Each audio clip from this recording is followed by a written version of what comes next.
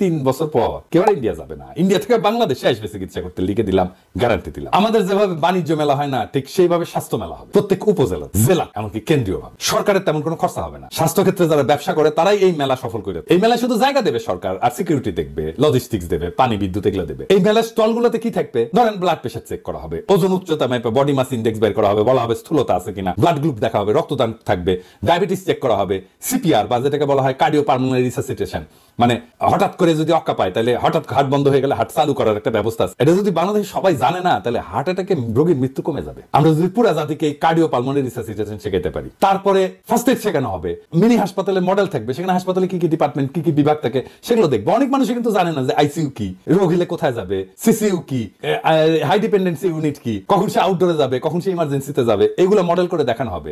এটা বেচা বিক্রিও হবে। এই জায়গায় বিপি মেশিন বেচা হবে, থার্মোমিটার বেচা হবে, ডায়াবেটিস চেক করার মেশিন বেচা হবে, ওজন নেওয়ার মেশিন বেচা হবে, ফার্স্ট এড বক্স বেচা হবে। এর একটা কমার্শিয়াল একটা পার্টও থাকবে। প্রতিযোগিতা হবে বাচ্চাদের জন্য, সেটা চিন্তা করে বের করা যায় কি ধরনের প্রতিযোগিতা হবে। এখানে পুষ্টি স্টল থাকতে পারে, কোন খাবারে কি ধরনের পুষ্টি আছে, কোন খাবার অ্যাভয়েড করতে হতে পারে, এগুলো শেখানো সম্ভব। এখানে শেখানো যেতে পারে কিভাবে পরিবেশ পরিচ্ছন্ন রাখতে হবে, কিভাবে খাদ্য পরিচ্ছন্নতা রাখতে হবে, ফুড হ্যান্ডলিং কিভাবে করতে হবে। এখানে এমনকি ডাক্তারদেরও স্টল থাকতে পারে, যেখানে মানুষ হেলথ চেক করবে, ডাক্তার দেখাবে, দৃষ্টিশক্তি চেক করবে, বা ধরেন ডার্মোস্কোপি করবে, করে চামড়ার কোনো সমস্যা আছে কিনা সেটা দেখবে। এইভাবে আমরা বাংলাদেশের স্বাস্থ্য ব্যবস্থা সম্পর্কে সচেতনতা বাড়াইতে পারবো এবং স্বাস্থ্যের সাথে মানুষের সরাসরি যোগাযোগ হবে। এভাবেই জায়গা উঠবে সারা দেশ। এবং বাংলাদেশের মানুষের যদি স্বাস্থ্য ভালো হয় তাহলে উৎপাদনশীলতা বাড়বে ভাই, আমাদের স্বাস্থ্য খাতে খরচ কমবে। এই কাজের কোনটা টাকা লাগবে না, লাগবে শুধু উদ্যোগ, লাগবে শুধু লিডারশিপ, লাগবে স্বপ্ন দেখার ক্ষমতা। এইগুলো ইমপ্লিমেন্ট করেন। বাংলাদেশ থেকে